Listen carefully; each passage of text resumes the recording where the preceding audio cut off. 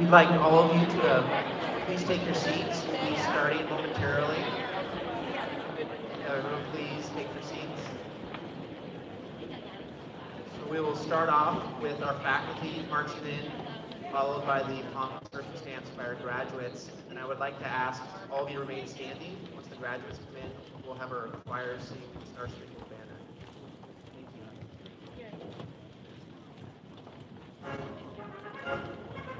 Thank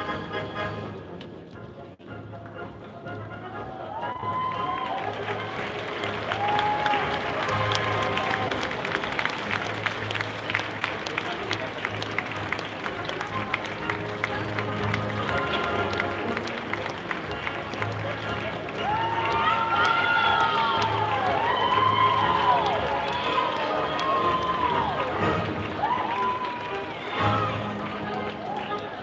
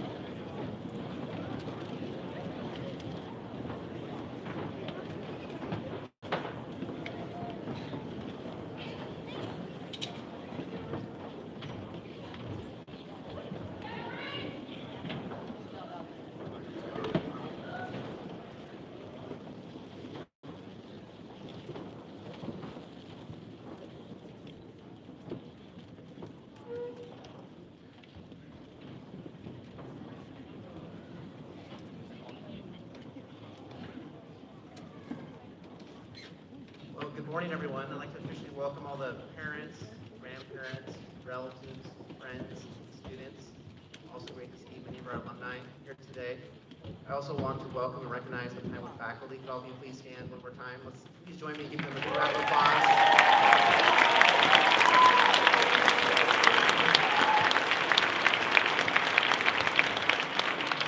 This has been a great year, and again, thanks for all your amazing dedication and hard work. Pinewood would not be the place it is without you, so thank you. And lastly, I want to welcome this year's graduating class of 2018, our 34th graduating class. Because of you that we're here today, and we're excited to honor and celebrate this special milestone with all of you. I want to recognize those individuals behind me on the stage, namely the Pinewood Board of Directors, our guest speaker who will introduce more formally later on, the administration from middle, upper, and lower campus, and our senior class advisors. Thank you all for being here. This particular graduation is more of an emotional one for me with my parent hat on, when my son graduating. I now know what you feel like as parents, except I'm more in the public spotlight up here, so hopefully I can pull back some of these emotions. But also, for you graduates, I've known 13 of you since you started in kindergarten, which is amazing. Over 20% of our class has been here since kindergarten. And there's 6 of you that I knew since you were born. So lots of the emotions going on. But all in all, this group has been really a special group of seniors. You have shown academic success in the classroom. Look at where they're going to college and the different scholarships they won. It really is an amazing group. You've excelled athletically on the court, on the field, winning league championships in baseball, football, and an open division state finalist, which is amazing. And you've excelled on the stage with the amazing high school musical performances, choirs, theater performance. It's really been a talented group, and you'll be missed across all these areas. But what stands out most to me, and what I think is most important, is the bond that the senior class has had, and our faculty have commented on it. I think you as parents have noticed it. This really has been one of our most unified and bonded senior groups, and only seemed to get stronger as the year progressed. I remember the senior entrance, the highly participated senior entrance on the first day about 10 months ago was amazing. And then, in the spring, you had the lip sync. I mean, what seniors would get up every day early, 2 weeks straight, to make sure they had a synchronized lip sync competition. And then, of course, how could we forget the first ever but amazing senior exit yesterday at the award ceremony? And really, what high school seniors do that, right? What high school seniors do that? Some might even say you were too bonded as a group with your second semester senioritis. It goes with the bonded thing. It's okay. You have shown amazing support for one of your classmates. Arnav, your optimism, courage, and faith has been inspiring for all of us. So thank you for that.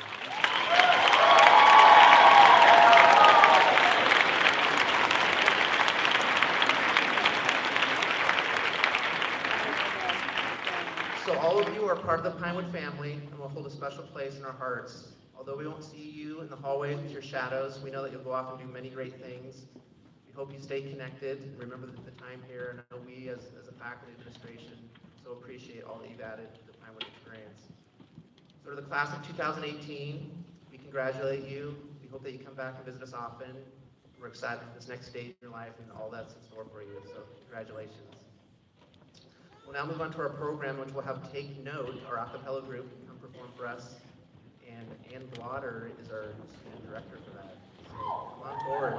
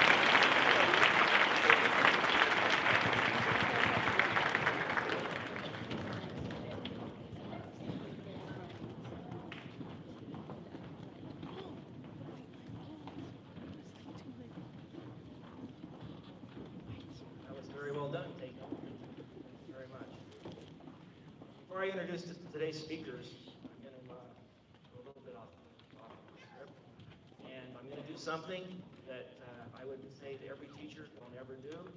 I would say to every parent, don't ever do this. I would say to every grandparent, don't ever do this. But I'm going to do this.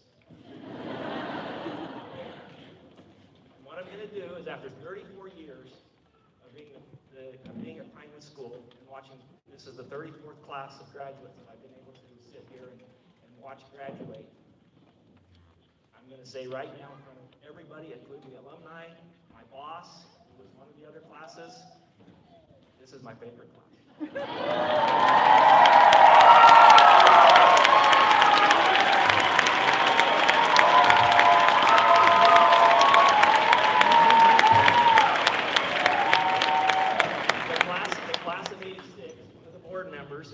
Sending me darts right now because I said to her at times in private that she was one of my favorite classes.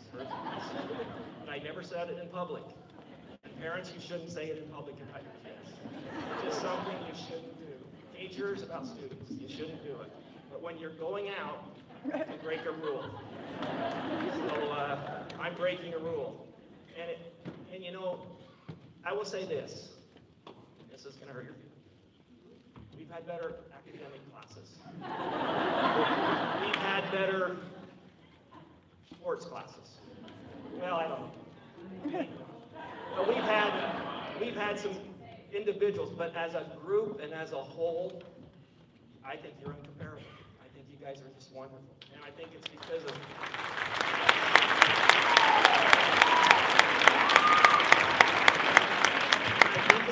your personality and the camaraderie and things like that. Like Scott already mentioned, Mr. Rich has already mentioned, at the beginning of the year, you set the tone. And it was amazing throughout the year. And I mean, as an old guy, I almost kind of felt like I was your friend, you know? And that makes it even more special. So I really want to thank you for making my last year the best year ever. So thank you very much.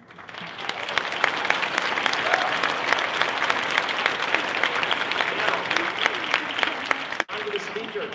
Our first speaker is our student body president, Tyler Johnson, and he, again, as leader of the ASB and the school, helped really set the tone of what this year would be, and he's done such a wonderful job. He's been ASB for 2 years, was a spirit leader first year, and then this year as the president. He played football for 4 years, and was given the award of the best lineman. Basketball for 4 years, baseball for a year, and he was the lead male in our recent theater production of The Wedding Singer and did just an amazing job, as I'm sure he's going to do an amazing job giving this speech. No pressure there. I give you Tyler Johnson.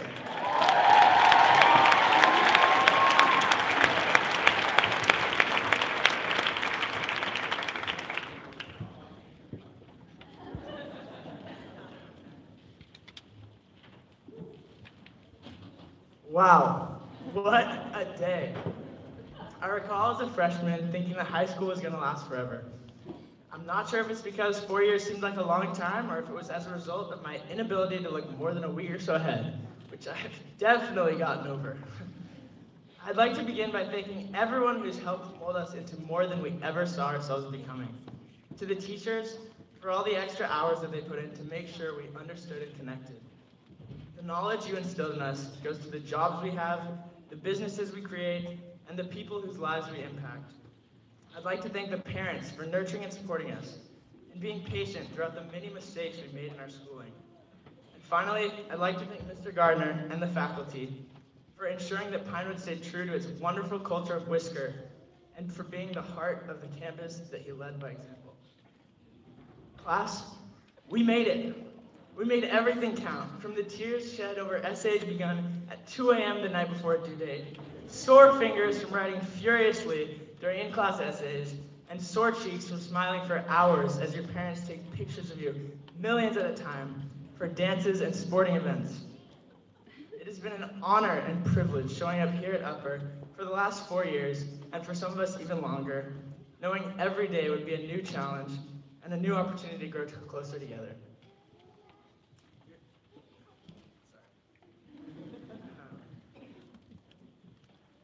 This year, all right.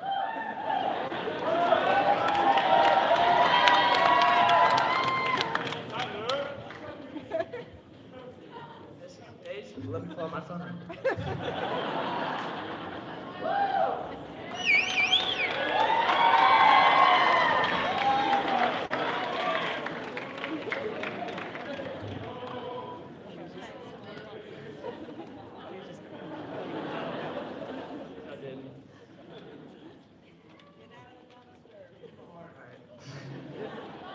This class is a very unique one, full of many incredible people with an amazing assortment of skills.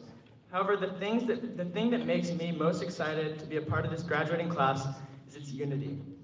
Unity is a powerful concept that can be relied on to solve disagreements, empathize with peers, and most importantly, create a group of people that respect each other as equals. Over the last 4 years, we've done so many incredible things that have brought us together. It began on the freshman retreat, as all Pinewood classes do, where we went to Santa Cruz for a ropes course and assorted trust exercises. We spent the afternoon working together to climb up and over walls that could not be done so alone. It was then, at my 3rd or 4th day at Pinewood, that I realized how special this class was. I had just come from a public school down the road called Block Intermediate School.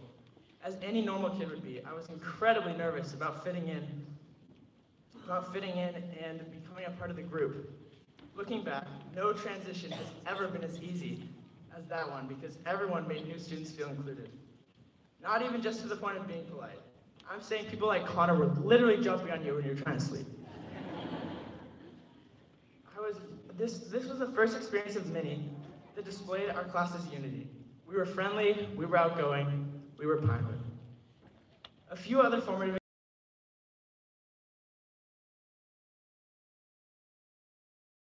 and loved and served the people there. I traveled with my classmates to the Dominican Republic. It was such an incredible experience, and I recall feeling so proud as I saw all my classmates, who have been blessed with a lot, to be down literally in the trenches as they dug water canals to irrigate fresh water to people's homes. Everyone I saw was working so hard, and what made it so easy is that if you look to your left or right, the person next to you was working just as hard or harder. This is what drove everyone to become so close on these trips. And again, what amazed me was how well everyone collaborated and how much we accomplished when we stuck together. We completed 1.5 times the work that they'd cut out for us, and we did it with a smile. We grew closer, we were Pinewood. You would think that at a small school, athletics could suffer with less people going out for sports, but here at Pinewood, with this group of people, that is not the case. We had a ton of people participating in sports, not only on the court, but also with their spirit in the stands. This senior class dominated athletics. You're gonna have to disagree. For example, when we were at Priory's Field, down at 18 at the half, and fought back to make overtime, and eventually win the league championship on a goal line stand. The team that won had the most heart. That's us. Basketball was no different. The girls made it all the way to state championship and won CCS, led by Bree. The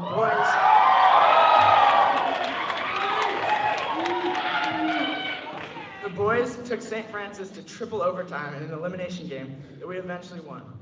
In baseball a few weeks ago, the boys won the league championship by scoring 4 runs with 2 outs in the final inning.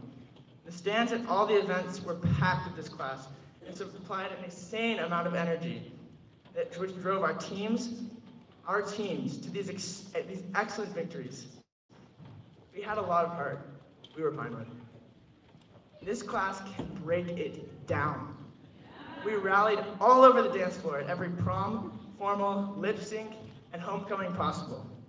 We had people dropping it lower than it's ever been dropped before, and many pairs of ripped pants. We now know how to have an excellent time, leading everyone out on the dance floor and taking charge. This confidence will definitely help our social game in college. We absolutely shredded the dance floor. We were Pinewood. This year was hard for many of us. Several people we loved were diagnosed with cancer. One of those people being Mr. Schreiber. think the way our class responded to this terrible misfortune was incredible. We all love Mr. Schreiber so much. This was devastating news, as we heard he may not be able to teach the rest of the year.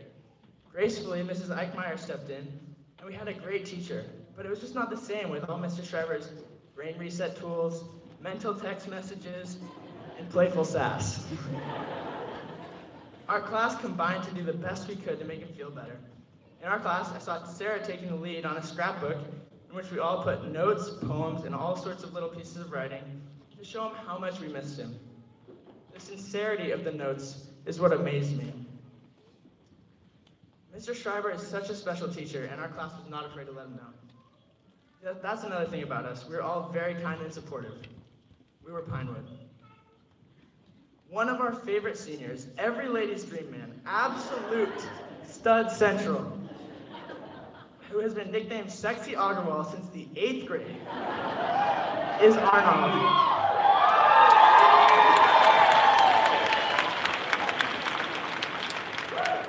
Luckily, I don't have to follow him. Good luck, Caroline and Ariel.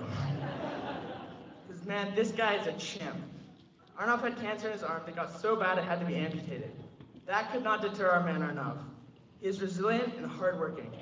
I worked with him in an entrepreneurship class, and let me tell you, no one will work harder to get their ideas out there than Arnav Agarwal. I'm not sure if any of you heard, but he asked Sarah to prom by saying something along the lines of, "I could single-handedly make this the best prom for you." What a guy.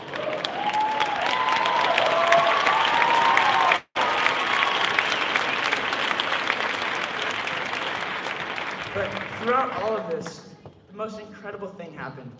Arnav had our entire class visiting him in the hospital. I remember going and seeing the entire room filled with people. The nurses gave him a lot of credit because we managed to fit around 30 people in the room that day, and it was only supposed to hold around 8 at a time. This just cements the fact that our class will always work to make the people that mean a lot to them happy. That love will help us to form many relationships in the world ahead, college and beyond. Both Mr. Schreiber and Arnav are huge inspirations to me and the rest of this class. And in supporting and loving them, we were Pinewood. And now, as we graduate today, my message to you is that we are Pinewood. I would like to conclude with the words of my favorite speech of all time. Admiral William McRaven, in a speech at the University of Texas, stated several important lessons.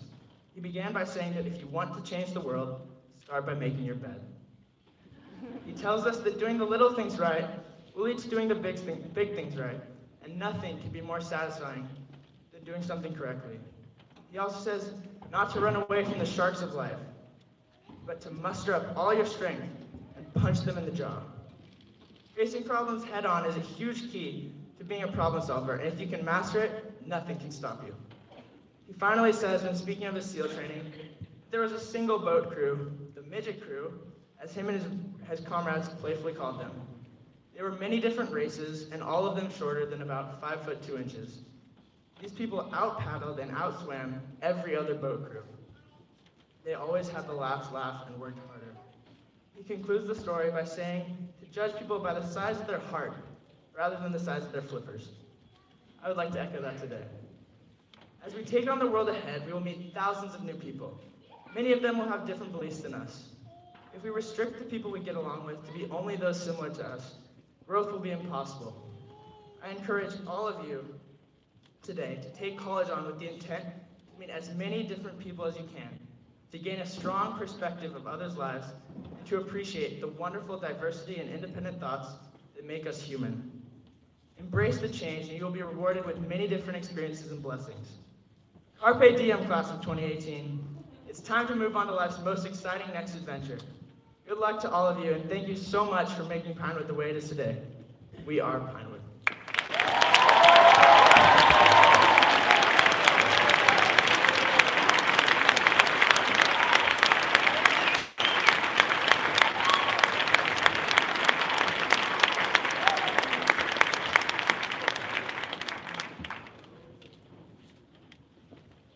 Thank you, Tyler. It's my privilege to introduce our next speaker. Tyler said it so well that I don't know if I can even echo his sentiments. But what comes to my mind is that we've all had setbacks. Everybody's had setbacks in this room of one kind or another. You've all dealt with hardships. I have, you have, everyone has had things go really awry. And to me, a person of character, if you really have character, if you really are something special, it's how you deal with those setbacks and those hardships. We can all be smiley, everything's great. That's easy.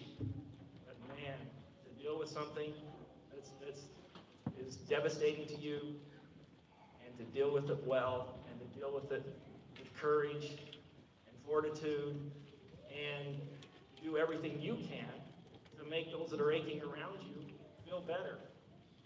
That's what I've seen this year. And that's what I've seen at every gathering of these seniors. There's Arnoff, right there, with the biggest smile in the world. And you would, if you said, who's been through some tough times, and you had to start picking out who, he might be the last guy you chose. Because that's the way he's been. And the other thing that's been so remarkable, and again, Tyler touched on it, is the way this senior class has rallied around this situation and bonded even more so than they already do. And I just think it's a tribute to the class, but more importantly, it's a tribute to our man, Arnold. I didn't know about the sexiest agent. I would have incorporated that into my speech, but I didn't know. Now I know. But anyway, it's just amazing. And I'm humbled by the way and the things I've seen from Arnold this spring. And it's just been amazing. Enough from me. Let's get him up here to talk. Arnoff is an Eagle Scout.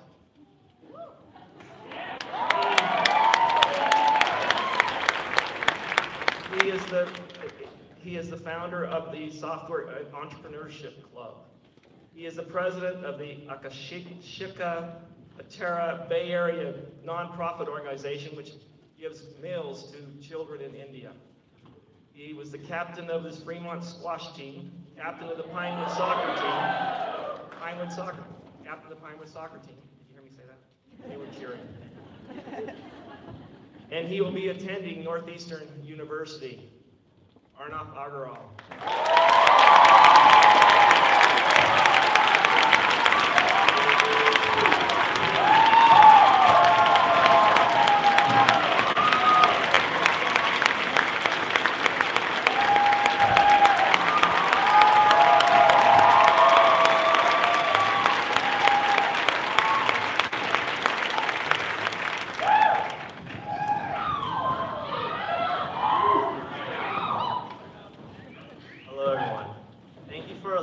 To speak to you today. My name is Arnoff Agarwal, and as you may know, I was diagnosed with bone cancer in December. It did not sink in at the time how it would impact my life. More recently, I received the news that I had to amputate my left arm after a surgery to remove the cancer failed. A month ago, I underwent this life-changing surgery. Now let's run down my life in the past 6 months. 1, I have cancer. 2, I lost my arm, which looked perfectly fine to me. 3, I'm undergoing 8 months of chemotherapy that the doctors hope will cure my cancer. And the cherry on top is that all this is happening during my senior year of high school, when I'm supposed to be ditching homework, going to concerts, and just having a ball of a time. So how is it that people catch me still laughing and enjoying myself? And this is what I wanted to talk about today, because it's what I'm always asked. How can I afford to keep a smile on my face, and where does my strength come from? I hope my answer can help you all. I used to say, I just don't think about it. Just accept, adapt, and overcome. And it's not a lie, but it goes deeper than that. It comes in 3 parts. 1, it's because of you guys. Yes, I am fighting cancer, but I don't have the energy to do it by myself. When I lay down and rest, I have you guys to fight for me. The faculty, the grade, and even all you parents are with me. Be it from dropping off dinner to simply wearing the pink Arnold Strong hats, I am not fighting cancer alone. When I hear my doorbell ring or a knock on my hospital door from one of you, I do a complete 180. No matter how nauseous I feel, how sleepy I am, or how much pain I'm in, I refuse to let it get in the way of my time with friends and family. Let me elaborate on the story Tyler gave. After I came out from the amputation surgery, I woke up crying and the tears wouldn't stop flowing. I wanted my arm back. My parents could never figure out the white salt marks on my cheeks when they saw me later. They thought it was paint marks. Then, when almost the entire grade shows up at my hospital room, 6 hours after my surgery, I couldn't even feel the pain, even though it turned out later that the pain numbing tube was misplaced and I was getting no pain medication. So believe me when I say, I get my energy from all of you. The second reason is that I choose to be positive. No one will blame me for sulking in my room all day, but what good will that do? I have nothing to gain from being negative, and this is where that motto, accept, adapt, and overcome, came from. I have a problem and I need to fix it. As much as I would love to lay down a string of swears to my doctors and my nurses, I'm not doing myself any favors. Life is painful, but suffering is a choice. Third, and the crux of why I'm able to get out of bed every morning, is because I still have dreams and goals I haven't finished. I want to go to college. Despite having one arm, I want to be a computer engineer. I want to travel abroad. I want to hike Kilimanjaro. I want to work in a startup. There are just so many things I want to do. So who am I to give up on life? It's not over till I say it's over. All of you out here have your own goals, and I hope none of you throw in the towel until you win. Cancer may attack my bones, my lungs, and even my limbs, but it will never touch my soul. I treasure all the things that I did with 2 arms, and I will treasure everything that I will do with 1. I hope all of you enjoy the precious moments in your life as I have been trying to do with mine. To have enthusiasm for your life is such an amazing gift. I will remember each and every one of you when we walk out those doors, because we're not mere classmates anymore. You all have been the best family that I could wish for. Stay blessed, and thank you once again from the bottom of my heart.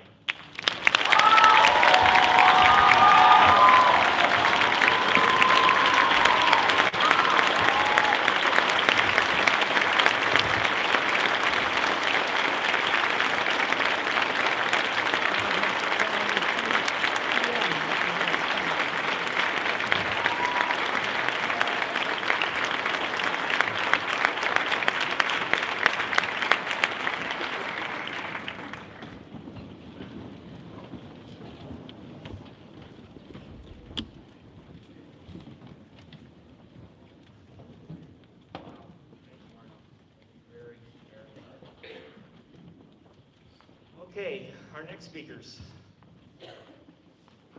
This year, as in every year, we sit down and we calculate the grades, the GPA, all the things that go into deciding who the valedictorian is for Pinewood each year. This year, Mrs. Wilson calculated it once, twice, 3 times. She came to me, and with my great math skills, I calculated it as well. And we both kept coming to the same conclusion. There was an exact tie. Valedictorian. And so we have 2 valedictorians, and they are both going to speak at the same time. Because they're even, they're the same. One of the valedictorians is Ariel Beek. She is the co-editor of The Perennial. She won the Journalism Award and the English Award for Seniors. She's co-captain of the soccer team and was league honorable mention for 2 years. She's the president and founder of the Health Science Club, She's co-president of the book club. She volunteers as a tutor and in the learning center. She's a research assistant at Stanford. and is a National Commended Scholar. She will be attending Dartmouth College. Our other valedictorian is Carolina Rodriguez-Stube. She, as well as the co-president and founder of the Health Science Club. She's the president of the Interact Club and the Yearbook Club. She's a co-captain of robotics. She sings in the choir. She was been the set builder for over 20 performances in our theater, and she's acted as well in some of those productions. She's a National Merit Scholar finalist. She won the Senior Science Award as well as the Theater Award. She won the Shelley Benvenista Award this year, and she's going to be doing pre-med at Johns Hopkins University. Ariel and Carolina.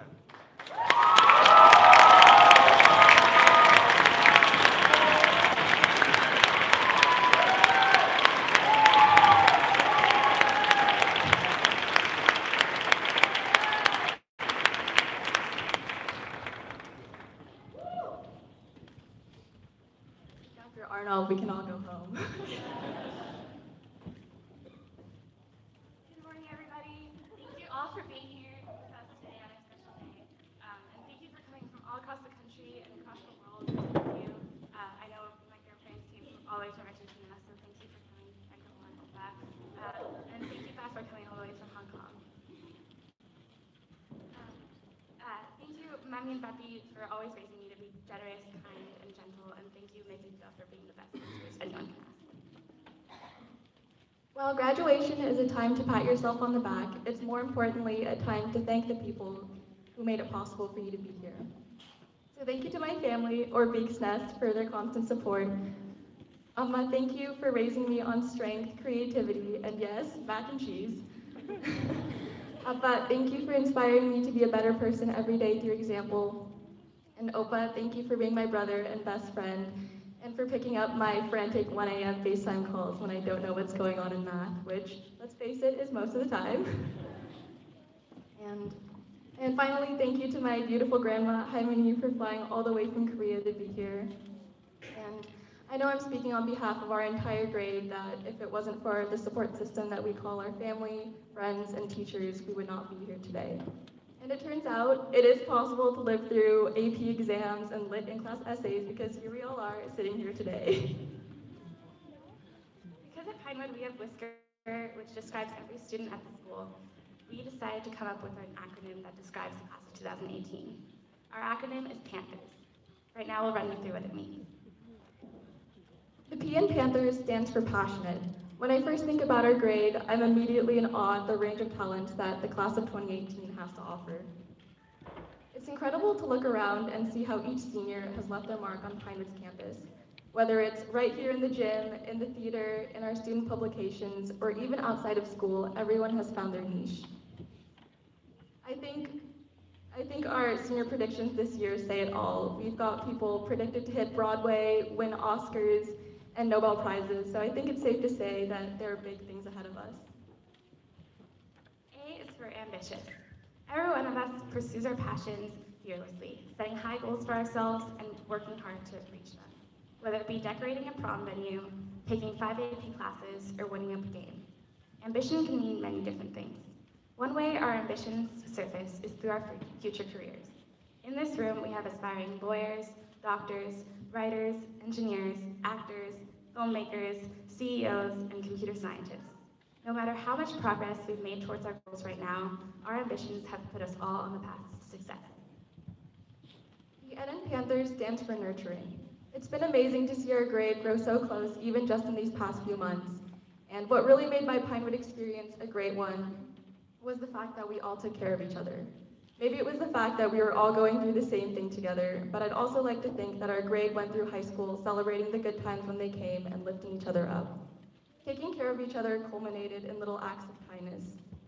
Whether it was sharing study Quizlets, sporting the pink Arnold strong hats around campus, or cheering from the Panther Pit in basketball games, everyone looked out for each other. Our grade is filled with unique individuals, and it's been a privilege to see how the different people in our grade have grown together over the years into something that I think surpassed anything that even we thought we could become. The T stands for thankful. We cannot forget that we could not have gotten where we are today without some very key people in our lives. First, we would like to thank our teachers. for igniting our curiosity in all different subjects, for having patience with us even when it seemed impossible, for preparing us for this next chapter in our lives, and for inspiring us to be ambitious. We would also like to thank our parents for paying for Pinewood's tuition, for caring for us when we were stressed, for always being there when we needed you most, and for supporting us in everything. Thank you to Mr. Gardner and Senora Schmitz.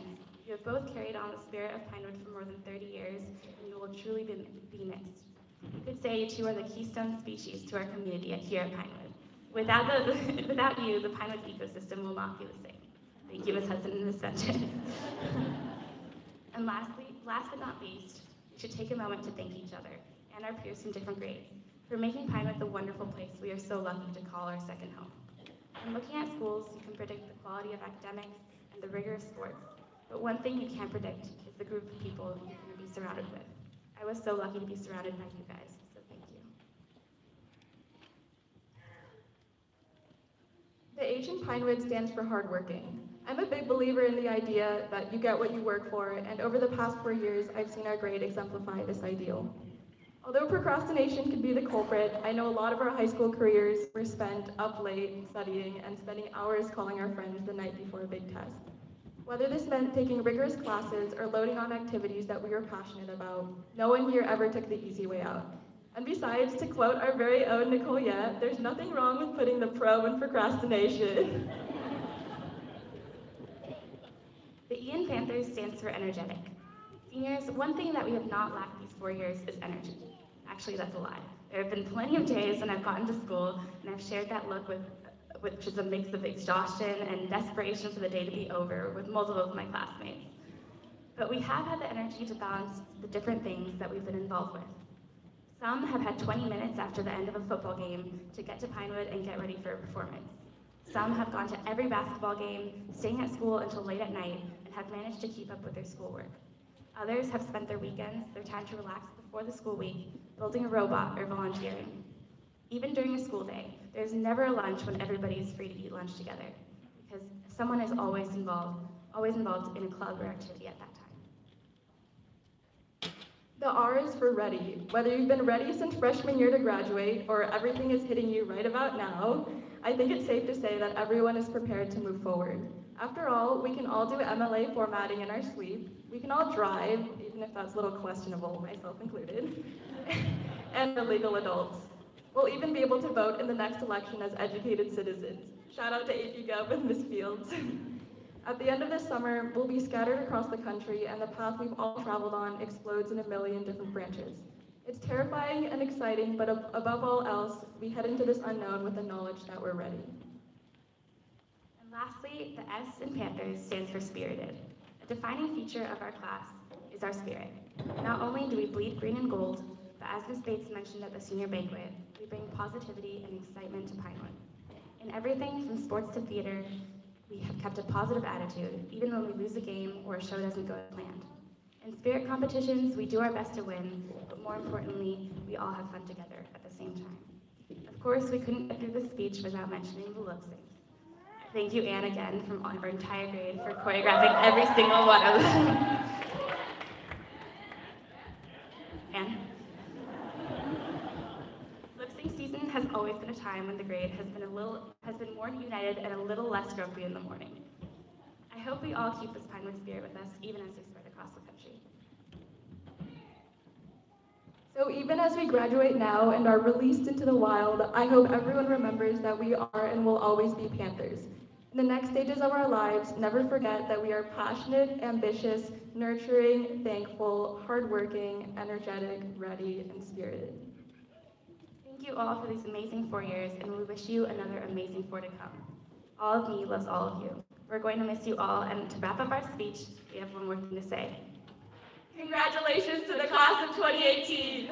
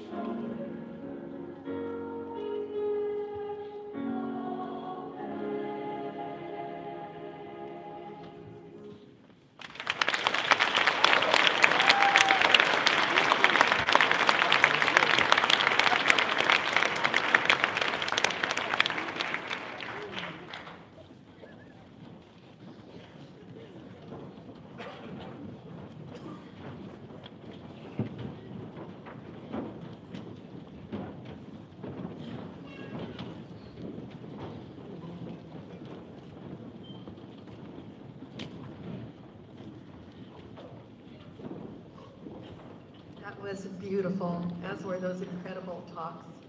Very special class and very special graduation. I'm Kathleen Pickett. I'm a member of the board and I'm a daughter of Gwendolyn Riches, who founded Pinewood School. I am delighted to introduce our speaker today, whose generosity in coming is just amazing.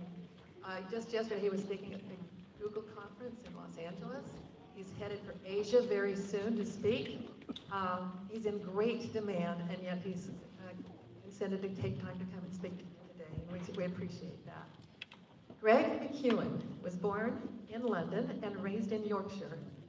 He then came to the United States to receive a degree in business from Stanford University and has stayed in the United States ever since and made an amazing life for himself and his family. Greg is the preeminent expert on what holds otherwise successful people and companies from breaking through to the next level, and he knows what to do about it. He has a wealth of experience in training successful leadership and strategy to the heads of some of the world's great companies. He publishes for Harvard Business Review and collaborated on the Wall Street Journal's bestseller, Multipliers: How the Best Leaders Make Everyone Smarter. In 2014, Mr. McEwen published a book entitled Essentialism: The Disciplined Pursuit of Less. That seems kind of contradictory to the Silicon Valley energy, doesn't it? The disciplined pursuit of less. It became a New York Times bestseller. Undoubtedly, some of you have read it. The success of that book catapulted Greg into even higher demand. It led to a new class at Stanford entitled Designing Life Essentially, which he co-designed. Greg teaches and speaks at companies from Apple to Google to Facebook to Twitter and a wealth of others. Before he got on the plane last night, as I said, he was speaking at a Google conference and then came here and through a series of adventures and misadventures that we won't go into, he is here today to speak to us, and we're so grateful.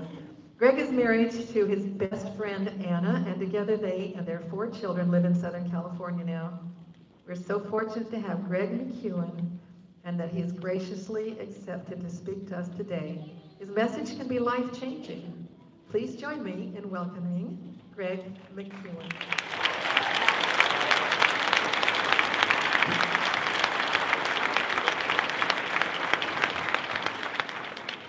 I enjoyed so much last night looking through your yearbook. I learned about the evergreens. Let's hear it for the evergreens. Right. I learned again, and we've already acknowledged this, but Mr. Gardner's retiring after 34 years. Let's hear it again for him. I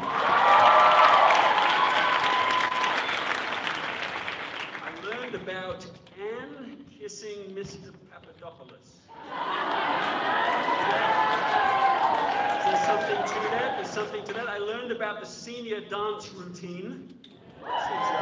This is a big deal. I also learned some striking wisdom from some of the comments made there. Among the wiser was from Cash Fields here, who said, this is verbatim. He said, if a man does not have sauce, then he is lost. But that same man can be lost in the sauce.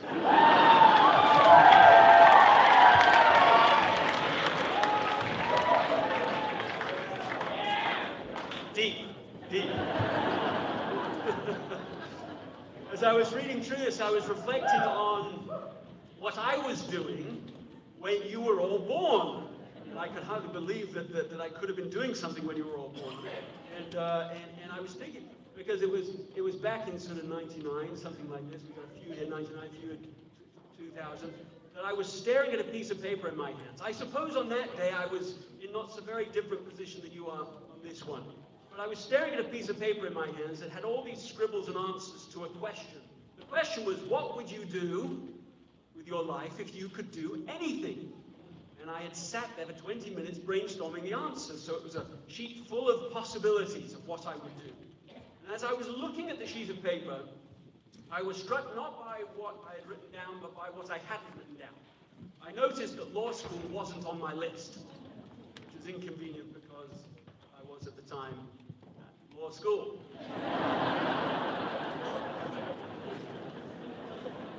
And I was in the United States visiting, and suddenly I thought, well, what do? You see, what? And I thought, well, I better call my parents. So I called the 15-digit number back to England, and my mother answers the phone, fortunately. She listens for a while, she says, I think you better talk to Dad. Now he comes on the phone, now really, and you don't have to be shy here, what would you say, we've got a lot of parents in the room, so you can practice, what would you say to your son if he called you from halfway around the world with some harebrained idea he's going to quit law school on a whim? What would you say? Don't be shy. What did you say?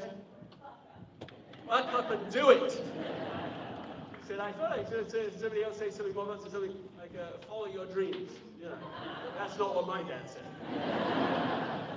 My dad, he became, he listened, which is not entirely like him. Then he became quite Churchillian about it, you know? Son, you know what we've always told you. And then because all Englishmen quote Shakespeare over tea and crumpets for breakfast in the morning, this is not an exaggeration. He pulls a line straight out of Hamlet. This is what we've always told you, son, that thine own self be true. He never said that to me in his whole life. But he pulls out in this moment, and so law school was gone. It was over. On to a new adventure, something different. Why does it matter? Because on the piece of paper were a series of insights and questions that grew out of it. And I'm going to put one of those questions to you in just a moment. But first I want to ask an easier question. By a show of hands, any runners in the room? Any runners? Extraordinary. Not one single senior. Not one. And then there was a few, actually there was an extraordinarily poor showing for the whole group. I saw 3 people do this. Which is almost the same as saying I've heard of the concept. I've seen occasionally people do it before. That's like a moment of embarrassment, isn't it? You know, when you go to the doctors and they get you to fill out all that information again, somehow every time you go. And on it they have, you remember this, they have the question, don't they? They say, how many days are you exercising a week?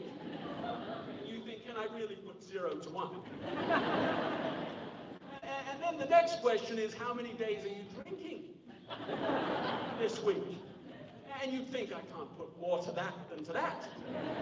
All right, someone that was a runner, who put their hand up? Who did it? Yes, here we go. What's your name? Michelle. Let's hear it from Michelle.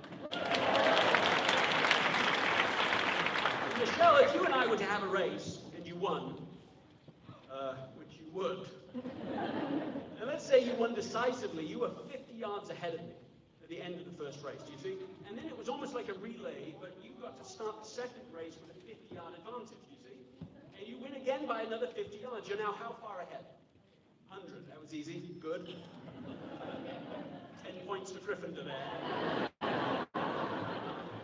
We get to now start the third race. You start with a 100-yard advantage. Does it make sense? Yeah. Now, approximate percentage chance, anyone can answer, approximate percentage chance that you're going to win the third race. Approximate percentage chance. Count it out. 100. The whole group said 100. That's a little rude. It's not rude, though, is it, you see? Because, of course, that's what would happen. Of course, you would win. Now to the questions on the piece of paper. Now, this is it. Why is it that otherwise successful people and companies don't break through to the next level? Why don't they carry on being successful? I think that's an interesting question, because it should happen, but it doesn't happen. Why doesn't it happen? I noticed a simple pattern. Working with companies in Silicon Valley, I noticed a simple pattern. Here's the pattern. In the early days, a small company gets focused on the right things. They have clarity. What do they have? Clarity. Leads to success. What does it lead to? Success breeds options. What does it breed? Seems like the right one to have. Options and opportunity. That's what you want. That's the right problem, but it does in fact turn out to be a problem if it leads to what Jim Collins has called the undisciplined pursuit of more. Undisciplined pursuit of more. Now, if you had to put the undisciplined pursuit of more, that's quite a mouthful. In one word, what word would you choose? Different words for it. Greed, distraction, gluttonous. What did you say? Resourceless. Sourceless.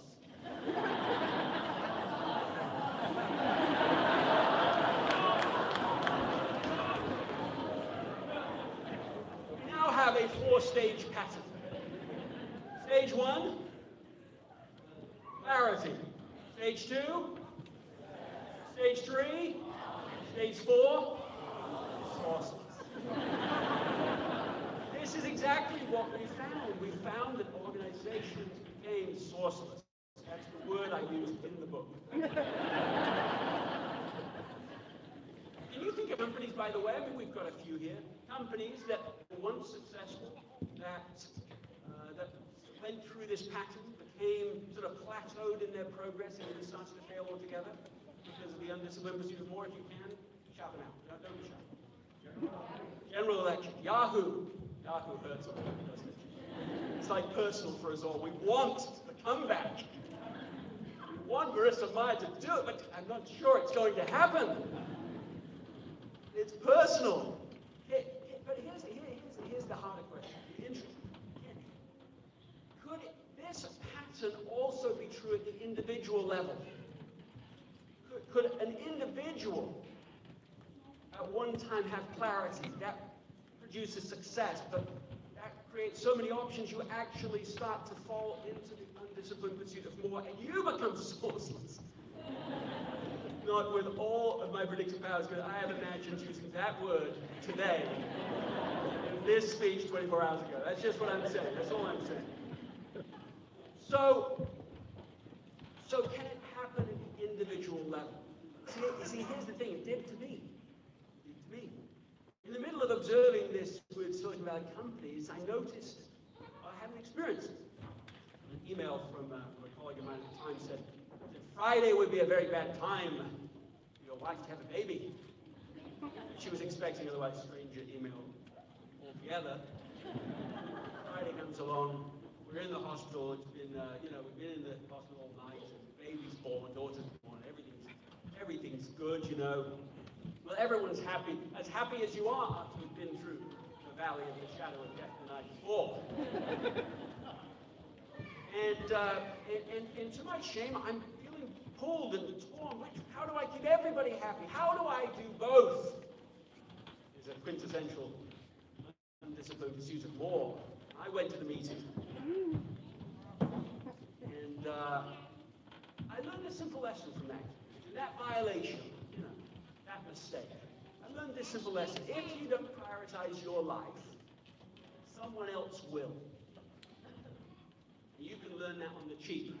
You don't have to learn it in the expensive way. And that's me, but what about you? Graduates and everybody here, I want to take a snap poll, a literal snap poll. If the following are true for you, I want you to snap. Have you ever found yourself, like I was, feeling stretched too thin at work, at school, at home, beyond? Snap for that. Have you ever found yourself like I was, feeling busy but not necessarily productive? Snap for that. Have you ever found your day or life being hijacked by other people's agenda for you? I got somebody dancing in the back. So what can we do? What can we do? The antidote to the problem of the undisciplined pursuit of more is the disciplined pursuit of less, especially of less but better. Really, it comes down to our closets. No, you didn't know I was going to do that. I want you to visualize your closets for a moment. Some of you know you have a problem. Some of you thought the solution to that problem was to get a larger closet. And you got one, and that didn't solve the problem. And then then there's this almost mystical, magical moment. It might have happened to you where you thought, I've had enough. I'm going to simplify this whole thing. And you went to take an item off the shelf to give it away. You know, this is too much. And you take the item off the shelf. And then in that moment, you look at the item. And you think, well, it might come back into fashion again. What happens to the item? Right back on the shelf. You are using in this moment, if I could say it this way, the broadest criteria ever known to man. Because what you're saying is, could it ever possibly be useful in the future? Maybe. To which the answer is inevitably, and so you keep it, you have it, you maintain it, and the mess continues. A sourceless closet, I might say. But what do you do about this? By the way, I once talked to somebody about this. They told me, not only do I have a closet problem, they said it's like I have a museum. True story. They said I have my clothes divided by decade. 80s, 90s, 2000s, 2010s, yes. They don't wear any of it. They just like to keep it. What do we do with such a situation with a closet? With our closet, we have to choose a better question. By the way, what question should you ask? Give me a better question. What could somebody do if they wish to get rid of this problem? They wish to reduce the number of items, to have less but better. Come on, don't be shy. What could you ask? What could you ask? Okay, go ahead. Say what you said. What's your name? Benit. I love that. Benit, what could you do? Whether this could be used at goodwill. Now, this would reduce some people's closets by 80%. Good. More. What else can you ask? Go. Do I love it? I love it. It's not good enough to say, is it good? Is it, do I like it? Do I love it? Good. I like this question. More. Give me another one. Go. Which decade do I choose? I love the echoing of every person's name. This is a keeper. So that's what you can do with the closet. But in the closet of our lives, we must ask different questions. But are there similar questions we might ask? To try to discern between the vital few and the trivial many. What questions might you ask to discern between all the good and the few essential? Really, what can you ask? Does it fit? That works for closets and for life. Is it a fit? Good. Good. More. What can you ask? Oh. How often you wear it? Yes, but we're moving beyond the closet.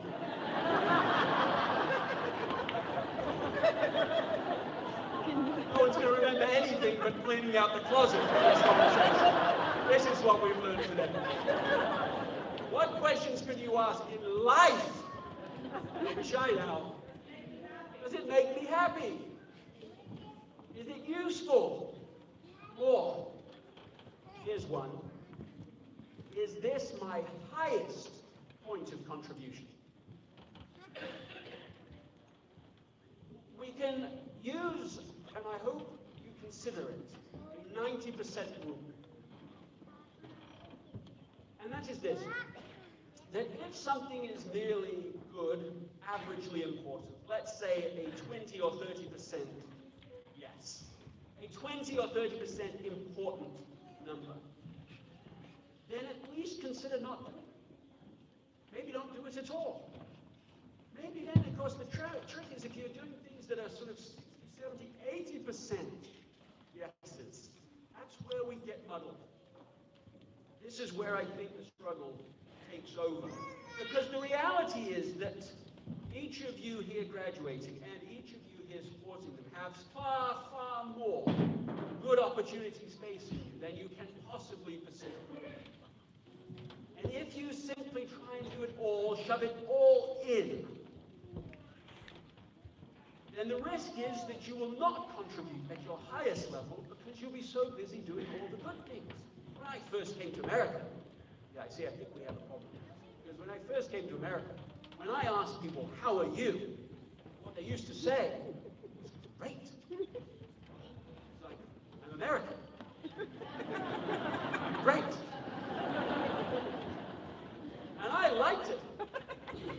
And that's not what you say anymore. Did you know that? In the 20 years hence, people say, what do they say now? How are you? Everyone says? Thinking busy. Fine's all right. Fine, busy, from great to fine to busy. Busyness bubble. And the risk of that is real. Here's the risk. Here's the con. Is that we've been told if you can shove it all in, you can have it all. If you can just fit it all in, you can have it all. And the risk is that we'll just not do the 90% and above things at all. They won't even get attention. They won't even get the focus. So busy doing good things, the great few things, the essential few go undone. And the risk in that is that we have enough 90 and above important essential activities to fill a lifetime. Let me say it this way a little depressingly. Some people now will have to cry. The statistic I read recently is this, that your face-to-face time with your parents when you graduate from high school is 93% done. All the parents now want to leave. This has hit the nerve. The face-to-face time is almost done.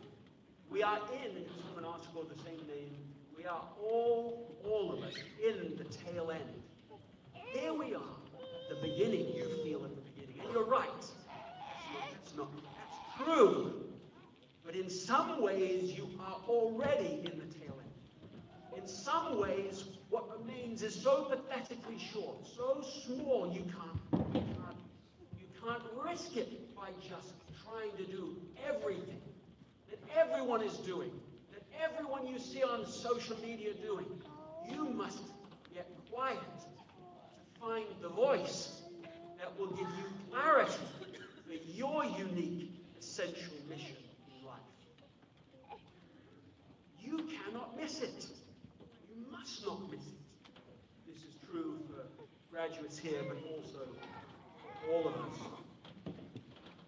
I began today talking about how I almost became a barrister in England. I want to end with the story of somebody who did become a barrister in England. And he might have stayed a barrister there, but he had a family emergency come up in South Africa. He traveled across South Africa, and he bought first-class tickets to travel by train. And he was physically thrown off the train, because this was in the middle of apartheid, and he was not permitted to be there. That became a defining moment. That was a 90% or above. That was a clear yes. Let's take this on. Let's fight this cause. And he did. For the next 23 years, in fact. And he was successful. Clarity led to success. And so by the time he went back to the home of his birth, but not a place he actually knew very well, to India, people had heard of his success.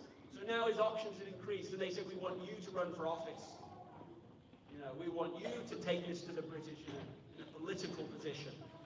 And he said, well, of course that's a compliment. I think a less essentialist type person would have said yes. A compliment, and everybody wants me to do it. The social pressure is there, and the fear of missing out, FOMO, would have been there for him. But he, by this point, had become something different. He'd become an essentialist. He had discovered the joy of missing out, or JOMO.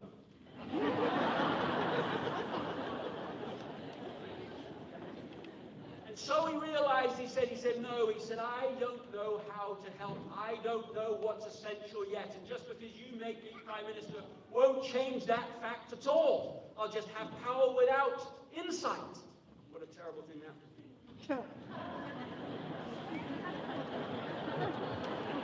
Just meant hypothetically. So he traveled across India for 1 year. listening, putting together the pieces, trying to discover why it was that so few British could control so many Indians so effortlessly. He found the essential item. It was infinitesimally small. It was infinitely important. Salt. Salt. Because the British controlled the production of salt, they controlled the production of the entire food chain. If you can do that, you can hold the people at ransom and easily. And so through that insight, he walked across India in a demonstration of civil disobedience, made salt on the beaches. They became known as the Salt Marches because some 600,000 people followed him. He went on, of course, to be successful in his singular, essential public mission. He brought independence to the Indian people. But there's another story about him that is far less well known, but to me, also profound. His grandson was still living in South Africa. He had been beaten up once for being too black by one group, and later again by a different group for being too white. Angry as he was, furious at the state of the world, he almost gave up. But his grandfather had the presence of mind. He wasn't so rushed, so busy to notice. And so he told his grandson, come and live with me. Aaron Gandhi, who I interviewed, told me it this way. He said he brought me to India, and there he listened to me an hour a day for a year and a half. Just listening and affirming, and in that healing process. Here is a person. Here is a person who had souls. When Gandhi died, the US Secretary of State at the time was General Marshall. He said of Gandhi, he said, here is a man who has shown that simplicity and truth can be more powerful than empires. And Einstein went on to say, generations to come will scarce believe that such a one as this, ever in flesh and blood, walked upon this earth. We don't have to be Gandhi to apply the point. That misses the point. But perhaps in small ways, we could start to discern and explore what's essential, eliminate what's not, build our lives around the things that matter most. Many years from now, maybe we get to be up there somewhere, looking down here somewhere. And we may regret things on that day about this short, precious life. But choosing to become an essentialist, choosing to design your life around those things that really matter most, is not likely to be one of the regrets. To identify now what the priority of your life will be. By the way, the word priority came into the English language in the 1400s. It was singular. Singular, what did it mean? Same then, same now. It's not a trick question. One thing, first thing, the priority. It stayed singular for 500 years. Only in the Industrial Revolution, when it was just so busy, suddenly became the norm, and somebody said, I know what to do. We'll just have lots of priorities. Yet have you yourselves been to some meeting where somebody said with no sense of irony at all, here are my 20 priorities. To identify priority in your life. I was at a conference not very unlike this lovely gathering today. In South Africa, I took the time to go to the Phoenix settlement where Gandhi lived. I was given there what I was told was the only poem that he ever wrote. These 4 words were among them, the succinctest and highest manifestation of what it means to be an essentialist. He said, reducing oneself to zero.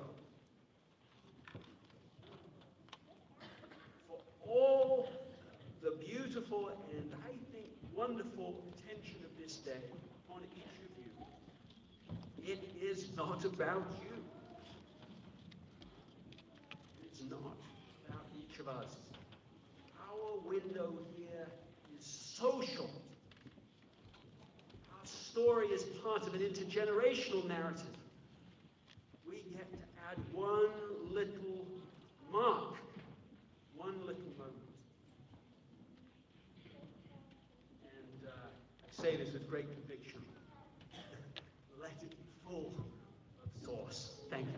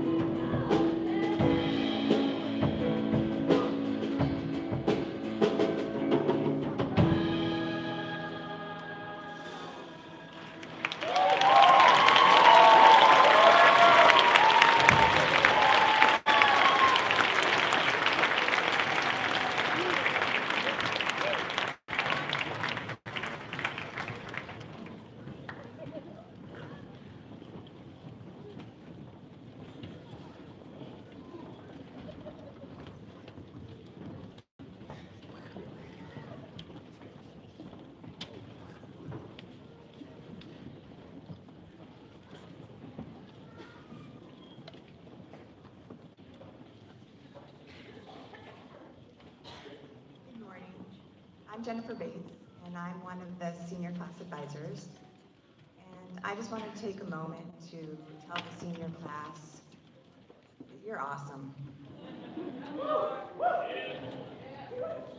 The entire faculty has been saying, as you've been hearing, how wonderful you are and how much you're going to be missed. My personal regret is only that I got to spend 1 year as your advisor. I wish I could model your special energy and try to pass it on to future classes. I started thinking about what exactly you did to make such an impact with us, and I think I narrowed down the recipe. It's 1 teaspoon of initiative. This is one of your keys because I don't think any other class organized their own special senior class events. Like in February when you held an old-fashioned Valentine's exchange, decorated bags, very sweetly putting tiny store-bought, like old days in the bags. It was adorable. And then just yesterday, of course, Anne led us on another epic dance party, the senior exit. And for those of you who weren't here, it was basically, think High School Musical with them dancing in the aisles. It was awesome, Anne. Great job. Another part of the recipe is a dash of thoughtfulness. I have a few examples that teachers have told me. For instance, I know a particular math teacher who was really touched when you set up a Christmas tree in her room and organized the 12 days of Dorset. Or just last week when you gave Mr. Kim a Star Wars poster signed by Carrie Fisher. Needless to say, his reaction has gone viral.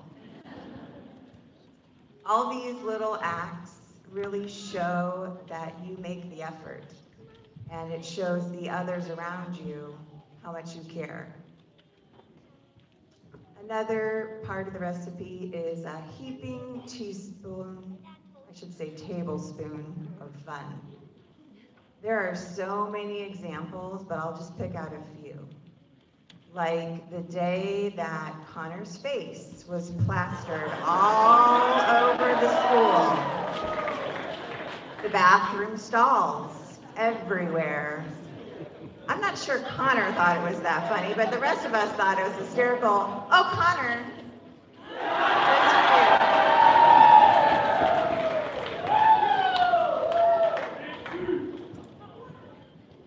Or the time I was a little frustrated and I said, "Arg," and Keenan looked at me and said, "Your new name is Pirate." And for the entire year, he has called me Pirate in the halls. Hi, Pirate. Or the day that Jack Cutler freaked Miss Dorset out by flipping his eyelids during class. And I heard she threatened to give him a detention for each eyelid if he did it ever again. But the final piece really is that whole cup of supportiveness. The way that you earnestly celebrate other students' successes is so heartwarming to see. When a senior wins anything, you all win. In fact, honestly, it's not just a senior, it's anyone. When the 7th grader was new to the school and sang his socks off at the assembly, it was the seniors who started the standing ovation and went crazy for him. And this year for college admission, it was a kind of a crazy year too, but you were each other's biggest cheerleaders. And most of all, as we've all been saying, how impressed we are with how you rallied around Arnav. From the pink Arnav straw hats, to shaving your heads in solidarity, to visiting him in the hospital, even if some of those might have been during school hours.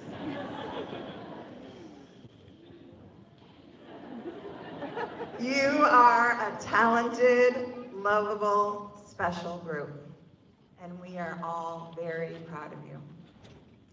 This recipe is yours. It's unique. No other group will be exactly like you. I almost made it. I'm just feeling really lucky that I got a little taste of it. And you are truly wonderful. Thank you, class of 2018.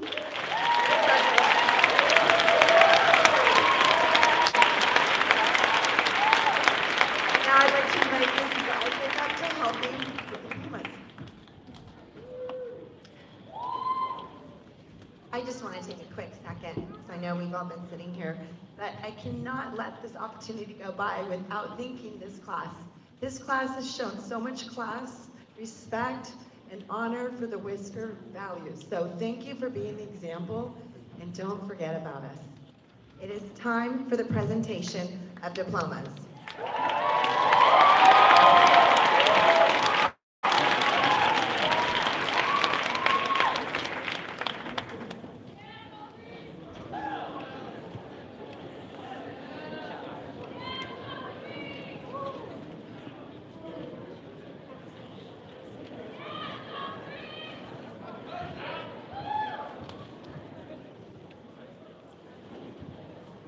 Arna Agarwal.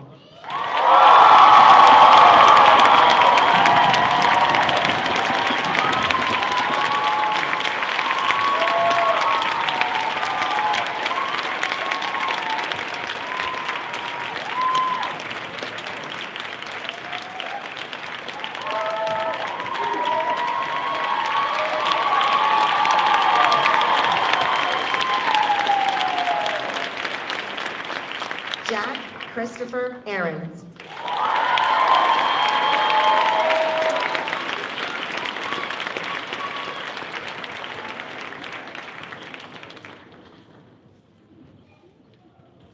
Jaden Todd Sutherland Bailey.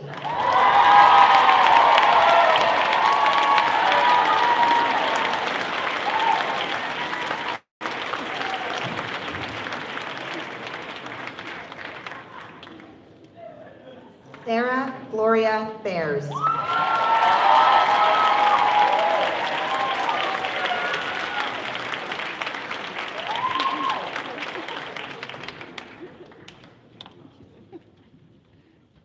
Casey William Bates.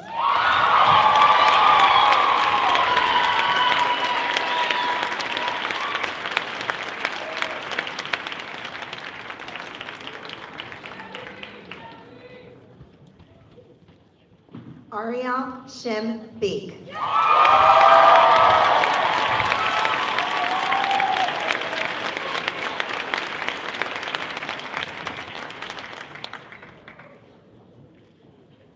Arseny Beltikov.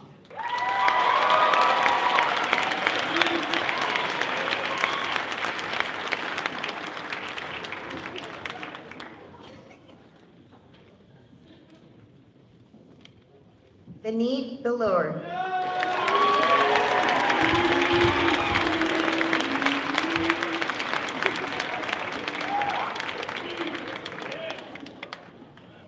Vikram Babardi.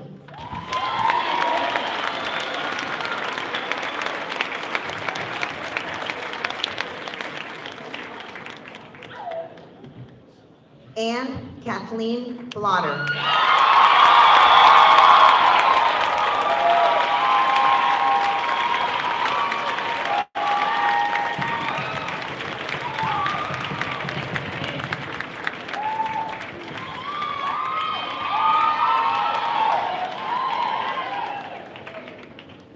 David Henry Bromberg.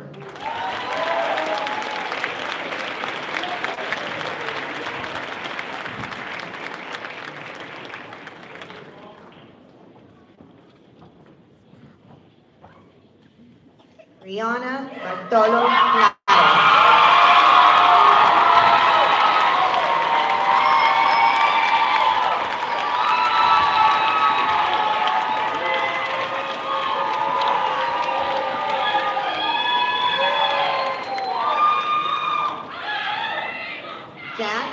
Damon Cutler.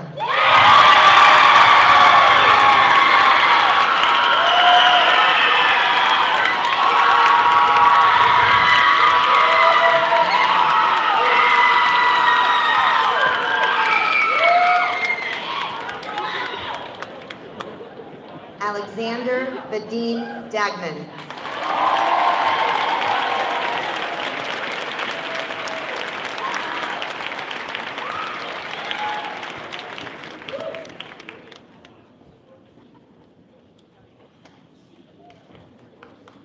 Cassandra Marie Davis.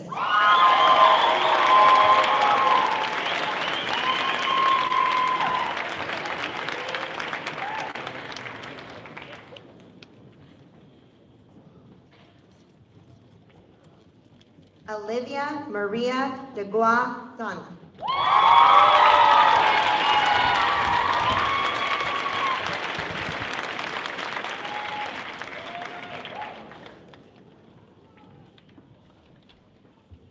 Emma Kadeen Detling.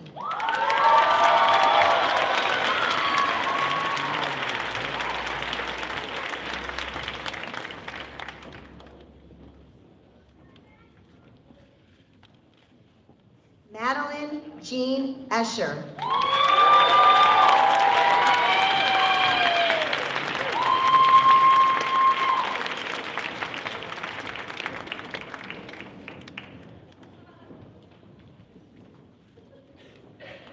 Frank Burrell Fick.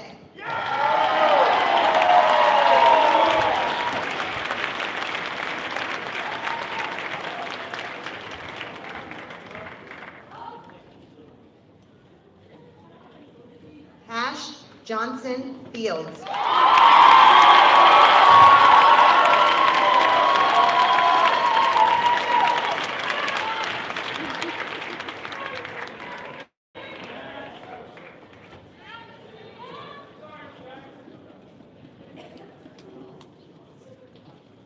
John Peter Foley III.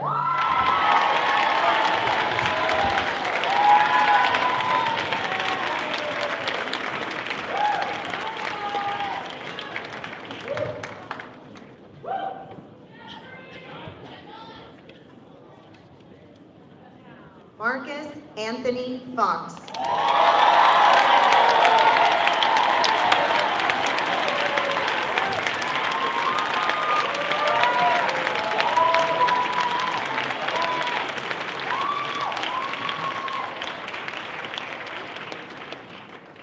Nia Nikita Gupta.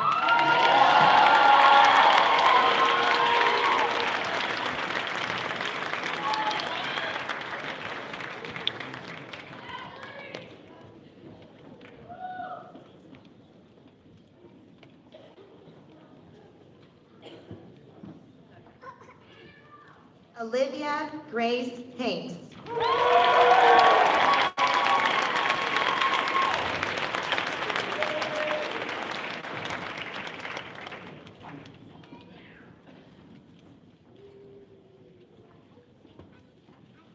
Jackson Charles Huckleberry Hahn.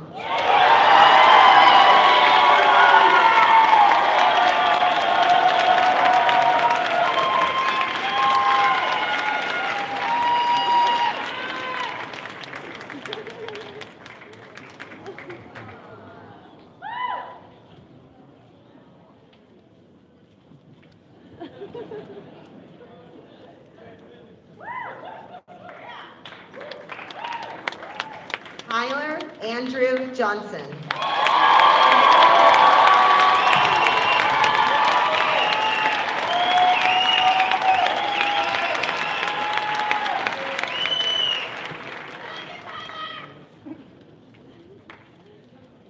Shelby Gifford Jones.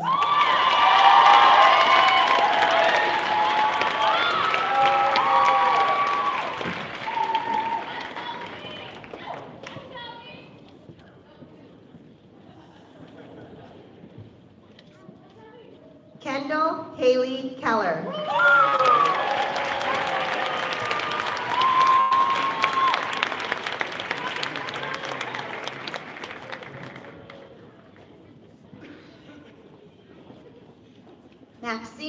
Michelle Marcus.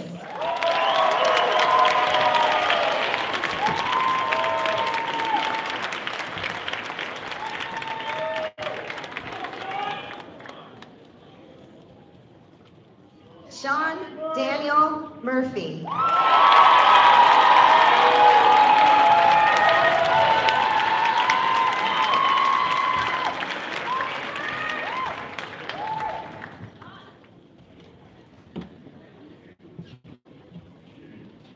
Neil Muller. Neil Muller Murphy.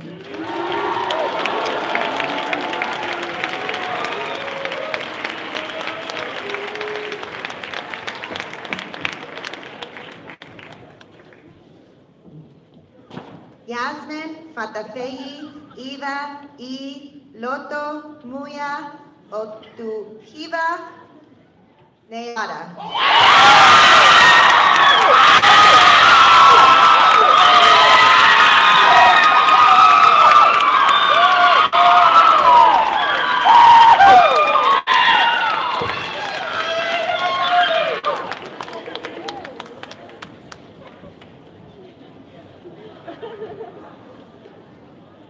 Magna Nanda.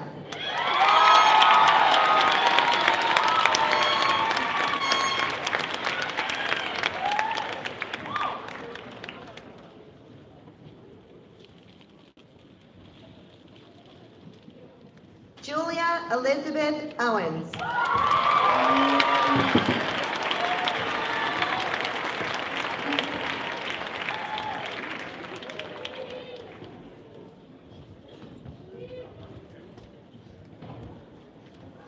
Keenan Taylor Kanai Peary.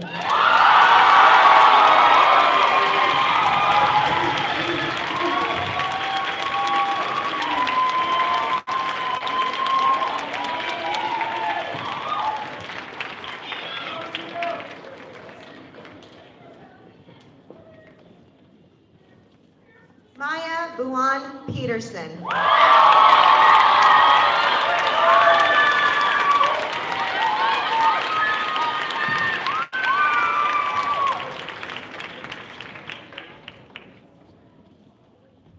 Rushin Chi.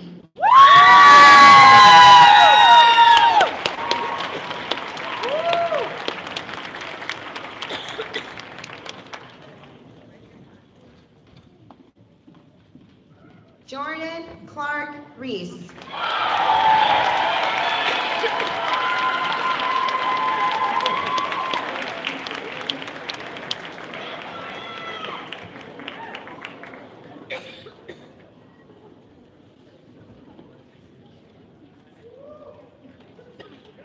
Connor Scott Riches.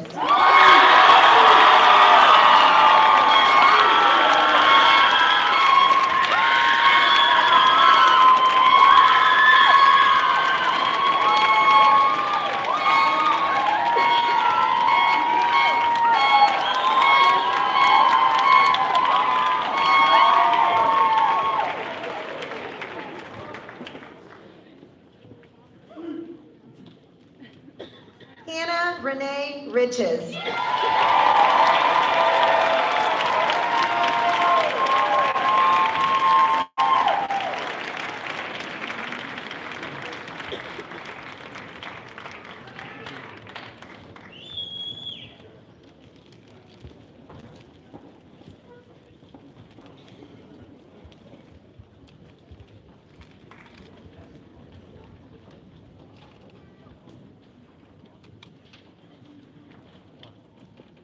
Rebecca Gwendolyn Riches.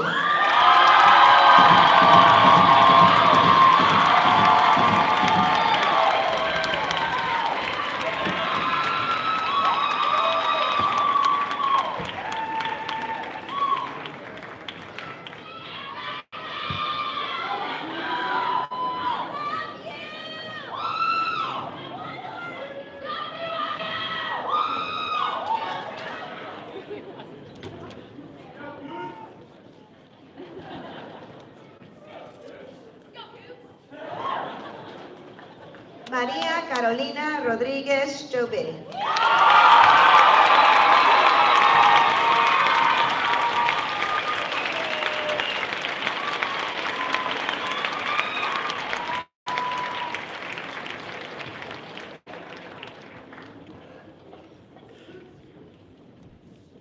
Eric Roque.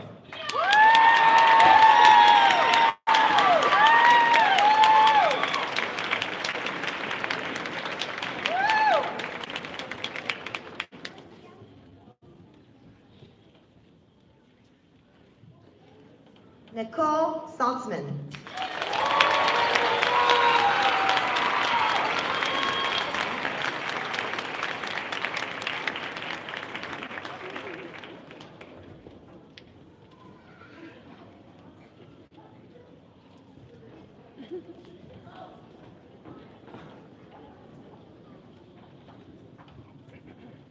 Julian Fernando Sanchez.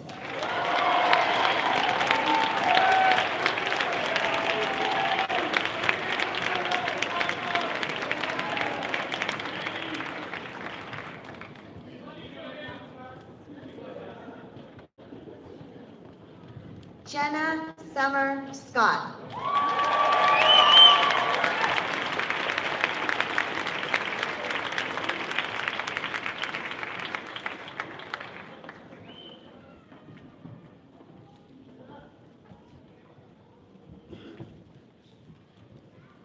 Tina Alessandra Segezi.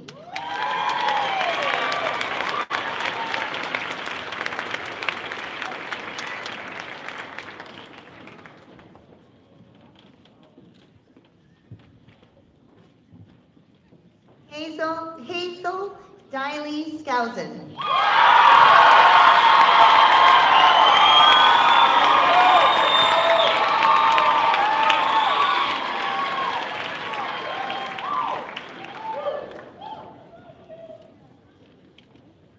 Lindsay Claire Smith.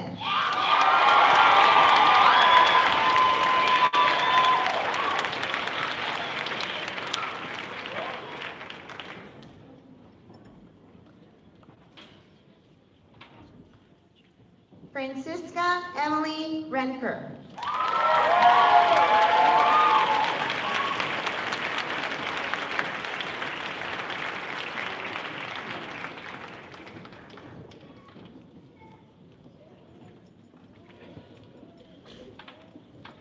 Cora Kathleen Westcott.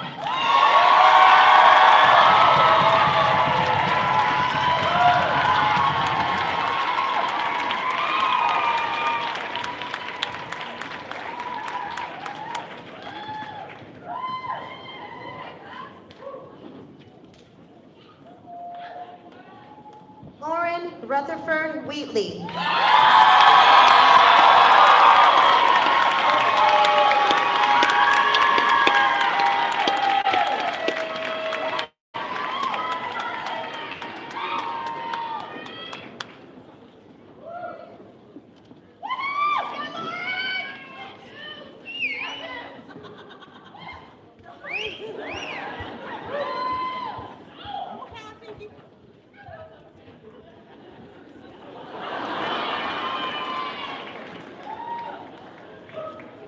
Rebecca Van Clarissa Wilson.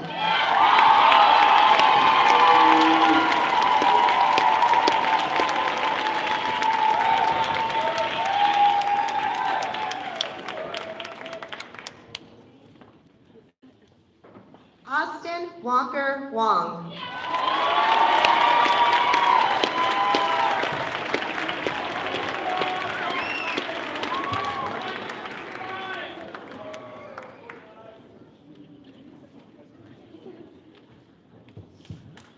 Reed Allen Woods.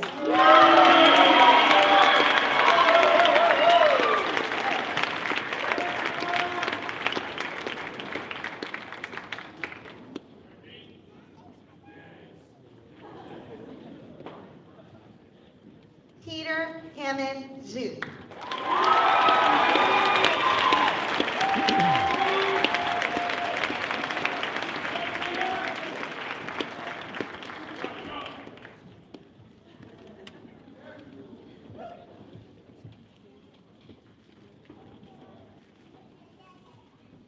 Nicole Faye Ye.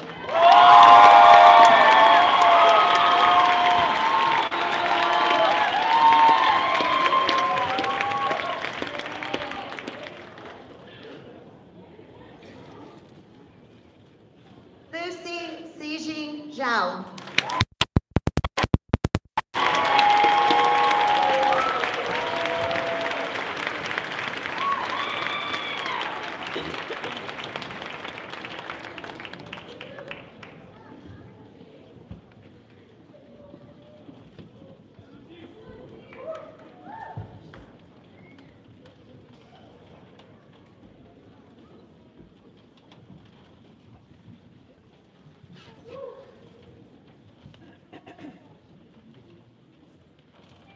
Students, I now invite you to turn your tassel.